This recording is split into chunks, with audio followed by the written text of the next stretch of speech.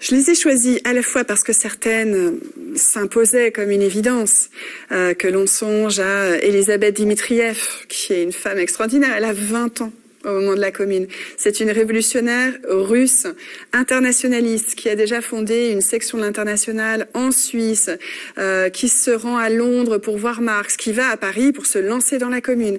Elle est à l'initiative, avec une autre communeuse très importante, Nathalie Lemel, de l'Union des femmes. Elle s'organise en essayant de proposer une autre conception du travail. Elles veulent un partage du travail sous la forme de coopératives ouvrières de femmes. Elles veulent l'émancipation des femmes aussi par le travail. Donc Elisabeth Dimitriev, Nathalie Lemel, Paul Minck, voilà, ce sont des figures qui sont très importantes pour la Commune parce qu'elles sont à l'initiative, etc. Mais je les ai aussi choisies parce que je rencontrais certaines d'entre elles dans les archives et que j'étais non seulement touchée mais aussi frappée par leur intelligence politique, hein, des femmes du peuple.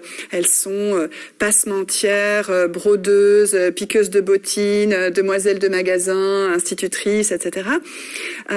Et elles se battent, en fait. Elles se battent. Parfois même, et ça surprend toujours les forces de l'ordre, et ça les du côté du pouvoir, du côté de ces conseils de guerre, ça donne encore une image des femmes terriblement dénigrantes, avec un mépris à la fois misogyne et de classe, bien évidemment, parce que parfois elles encouragent les hommes justement à construire des barricades. Elles sont là sur les barricades, elles sont dans les clubs, elles fondent des écoles vraiment émancipatrices.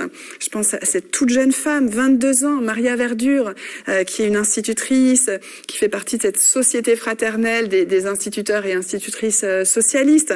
Voilà, elles sont vraiment très présentes et je les ai choisies par ces rencontres, par presque ces trouvailles ou retrouvailles à travers le temps.